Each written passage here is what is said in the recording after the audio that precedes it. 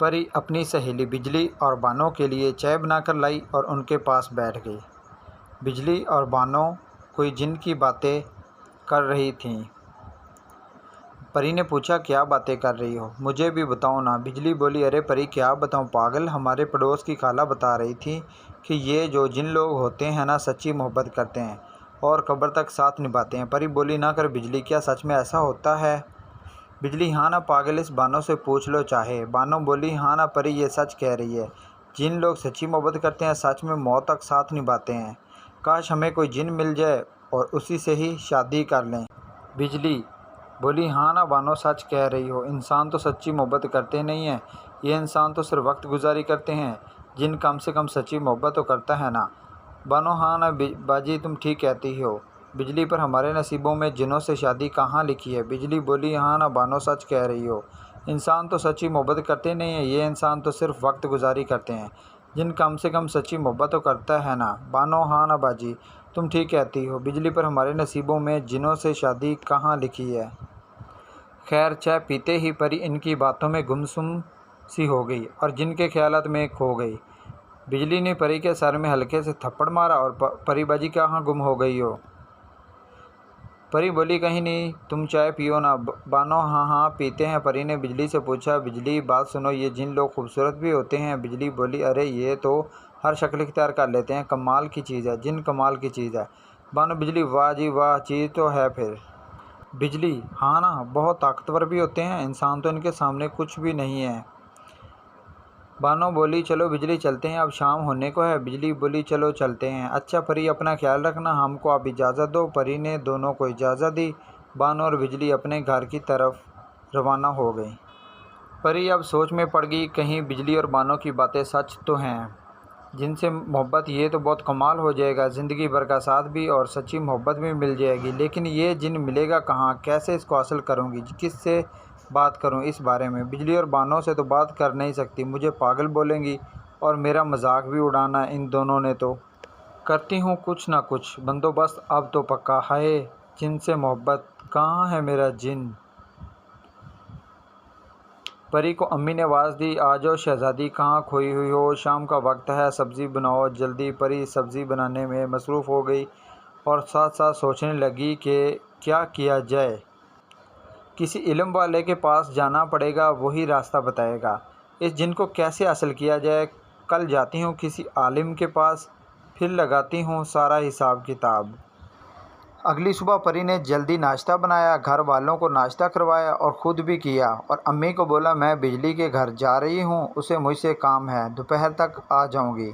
अम्मी ने परी को जाने की इजाज़त दे दी।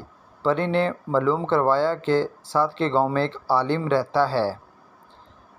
तो परी वक्त से ही दूसरे गांव की तरफ चल पड़ी, उस आलिम के पास। आखिरकार परी उस गांव पहुंच गई और उस आलिम से मिली। आलिम को सारा माजरा बताया कि मैं किसी जिन से सच्ची मोहब्बत करना चाहती हूँ और उसी से शादी भी करना चाहती हूँ। आलिम ने जब सुना तो उसके रोंगटे खड़े हो गए। ये बेवकूफ़ लड़की, क्या बात कर रही हो? आलिम बोला, है लड़की, अकल घर छोड़कर आई हो क्या? पागल हो तुम, जो बेवकूफ़ों वाली बातें कर रही हो? ये काम नहीं हो सकता, इंसान हो इंसान बनो, जिन्नात के मामला से दूर रहो, जान भी जा सकती है। परी बोली, आलिम बाबा मुझे उसका तरीका बताओ, मैं कुछ भी कर सकती हूँ, मुझे अपनी जान की कोई परवाह नहीं है, मुझे बस जिन चाहिए, हर हाल में चाहिए। बाबा जी मदद करो मेरी। और परी रोने लग गई। तो फिर बाबा जी भी वहाँ पिघल गया। बाबा जी बोला, लड़की काम मुश्किल है, जान भी जा सकती है, लेकिन तुम इसमें कामयाब होगी तो तुम जान लो कि तुम जिनसे मिल सकती हो, मोहब्बत भी कर सकती हो और शादी भी कर सकती हो। बाबा जी ने कहा, परी बेटा, तुम्हें रात को 12 बजे के बाद 50 दिन तक कब्रिस्तान जाना होगा और वो भी हर रात जाना होगा। परी एक दफ़ा तो घबरा गई, बहुत सोचा, ये कैसा काम है, अब बहुत मुश्किल, ये तो तौबा, अब क्या करूं? करना तो पड़ेगा, सच्ची मोहब्बत की तलाश में जो निकल पड़ी हूँ, और वो भी जिनसे। आए बाबा जी ने मुझे अकेले जाना होगा हर रात कब्रिस्तान। बाबा जी ने कहा, हाँ हाँ बिल्कुल, तुम्हें हर रात अकेला ही जाना होगा कब्रिस्तान और वहाँ जाकर एक गोल दायरा बनाना है, उसके अंदर बैठकर कलमात पढ़ने हैं। ये 50 दिन तक अगर तुम ऐसा करती हो तो जो चाहती हो मिल जाएगा। और एक बात मेरी याद रखना, कलमात पढ़ते हुए जिन्नात तुम्हें डराएंगे, बहुत ज़्यादा तंग करेंगे ताकि तुम दायरे से बाहर निकल आओ, और अगर तुम दायरे से बाहर निकल आई तो वो तुम्हें वहीं कत्ल कर देंगे और बहुत ही बुरी मौत वहाँ पे मारी जाओगी। कलमात मुकम्मल होने तक तुमने हरगिज़ दायरे से बाहर नहीं निकलना, चाहे कुछ भी हो जाए। परी बहुत डर भी रही थी, लेकिन मोहब्बत के जुनून ने उसे हिम्मत भी दे रखी थी। उसने बाबा की दुआ ली और उनसे इजाज़त लेकर वापस घर को आने की तैयारी की। रास्ते में खुद से ही बातें करती आ रही थी, परी है ये तो बहुत जालिम काम सौंप दिया बाबा जी ने, कैसे करूँगी अकेली, कुछ हो ना जाए, मर ही ना जाऊँ मैं कहीं। मुझे बस सच्ची मोहब्बत हासिल करनी है जिनसे, किसी भी हाल में। मुझे बस चाहिए मोहब्बत और जिन दोनों एक साथ, और मुझे अब ये काम करना ही होगा। शाबाश परी, तुम कर सकती हो और वाकई ही तुम कर सकती हो। इस मोहब्बत को हासिल करना है। अब हर हाल में जान जाए तो जाए, वैसे भी मरना ही है। कम से कम मोहब्बत की खातिर ही जान जाएगी ना, कबूल है। परी घर आ जाती है और अपने कमरे में चली जाती है सीधा। वो इस बात का किसी से भी जिक्र नहीं करती, यहाँ तक कि अपनी खास दो सहेलियों बिजली और बानो को भी इस बारे में कुछ नहीं बताती। परी अब बस रात का इंतज़ार करती है, कब रात हो और वह चुपके से कब्रिस्तान जाए और अपना काम वहाँ पर जाकर शुरू कर दे। और आखिरकार इंतज़ार करते करते रात का वक्त आ ही जाता है। सब घर वाले सोए हुए होते हैं। परी चुपके से घर से निकलकर गांव के पास ही कब्रिस्तान में पहुंच जाती है। वहां पर ही खामोशी और कब्रों के अलावा कोई नज़र नहीं आता। परी बहुत डरी हुई होती है वहां पर। परी हिम्मत करके एक गोल दायरा बनाती है और उसमें बैठ जाती है और वो कलमात पढ़ती है बार बार जो बाबा जी ने उसको बताए थे। कलमात पढ़ते पढ़ते ही दायरे के बाहर जिन्नात नाजिल होना शुरू हो जाते हैं। खौफनाक आवाज़ें निकालते हैं ताकि परी बाहर निकल जाए। दायरे से डर कर परी बहुत ज़्यादा डर भी जाती है, क्योंकि उसने कभी जिन्नात नहीं देखे, लेकिन उसके सामने बहुत सारे जिन्नात नाजिल हो चुके थे। खौफनाक सूरतों में बहुत डर जाती है परी। कहीं अंदर ही अंदर डर रही थी कि अंदर ही दायरे में ना आ जाए, मुझे मारना डालें। कितने गंदे जिन हैं। जिन्नात अचानक उसके सामने उसकी माँ को लेकर आते हैं और उसकी गर्दन मरोड़ने लगते हैं। परी डर जाती है, क्या हो गया, अम्मी यहाँ कैसे आ गए, ये क्या कर रहे हैं अम्मी के साथ। लेकिन अचानक परी को बाबा जी की बात याद आ जाती है, ये सब झूठ है, मुझे बस तंग कर रहे हैं और डरा रहे हैं ताकि मैं दायरे से बाहर निकल सकूँ, लेकिन अब ऐसा नहीं होगा, मैं बाहर नहीं निकल सकती। परी मैं अब तो मुकम्मल और पहले से भी ज़्यादा हिम्मत आ जाती है। जिन्नात भी एक दूसरे की तरफ देखते हैं और सोचते हैं चीज़ तो है पहली लड़की ये ज़मीन की जो ये काम करने में कामयाब हो रही है, जिसे हमसे डर नहीं लगा। इतनी हिम्मत कैसे इस लड़की में। आखिर बहुत ही अजीब अफसोस की बात हमारे लिए कि हम एक लड़की को डरा ना सके। और आखिरकार परी अपना चिल्ला मुकम्मल कर लेती है 1 घंटे में उस रात का और घर को वापस चली जाती है बहुत पुरस्कून अंदाज में, और बहुत खुशी महसूस करती है कि खुद के लिए पहली रात का चिल्ला मुकम्मल हो गया है। और दूसरी तरफ जिन्नात भी रवाना हो जाते हैं अपने बड़े सरदार जिनके पास सारा वाक़या सुनाने के लिए कि क्या हुआ है आज। जिन्नात अपने सरदार के पास गए और सारा माजरा अपने सरदार को सुनाया। सरदार खुद परेशान हो गया कि ये कौन सी लड़की है जो जिन्नात से नहीं डरी। आज तक ज़मीन पर किसी औरत ने ये काम तो नहीं किया और ना ही ऐसा कोई औरत पैदा हुई है ज़मीन पर जो जिन्नात से नहीं डरी हो। और ये कैसा पागलपन है कि जिनसे सच्ची मोहब्बत की तलाश में ये अपनी जान की भी परवाह नहीं कर रही। सरदार ने जिन्नात से कहा, तुम सब फिर से जाना, कल देखते हैं इस दफ़ा डरती है या नहीं, और कामयाब होकर वापस लौटना। तुम सब खाली हाथ मत आना। अगली रात आ गई और परी वापस कब्रिस्तान पहुंच गई और दायरा लगा कर वही कलमात उस रात भी पढ़ना शुरू कर दिए। जिन्नात वापस हाजिर हो गए और उसको दायरे से बाहर निकालने की कोशिश में लगे, लेकिन परी अब सब कुछ समझ चुकी थी। अब वो बिल्कुल भी डरने वाली नहीं थी इन जिन्नात से, चाहे वो कुछ भी कर ले, लेकिन अब वो पीछे नहीं हट सकती थी और ना ही इस दायरे से बाहर आ सकती थी। जिन्नात कभी खौफनाक आवाज़ें निकालते, कभी उसके घर वालों को सामने लाकर बुरी बुरी मौत देते, कभी जानवरों की शक्लें इख्तियार कर लेते, लेकिन परी को भी कोई फ़र्क न पड़ता। जिन्नात ने अपनी तमाम तर कोशिशें कर लीं, लेकिन इनसे कुछ ना हुआ। अब वो यही मुँह लेकर वापस अपने सरदार के पास चले गए और कहा, सरदार वो लड़की नहीं बाज आ रही और ना ही उसे हमसे डर लगता है। वो लड़की बहुत हिम्मत वाली है, हमने अपनी हर कोशिश कर ली है, लेकिन कुछ नहीं हुआ। हमसे तो। सरदार खुद बहुत हैरान हुआ, आखिर ये कौन है?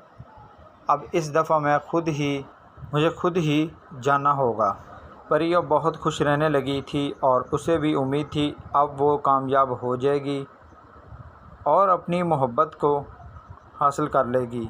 अब उसे इस वक्त का इंतज़ार था कि कब 50 दिन पूरे हों और कब उसकी मुलाकात हो जिससे वो शादी करेगी और उससे मोहब्बत करेगी। बानो और बिजली परी के घर आ गई।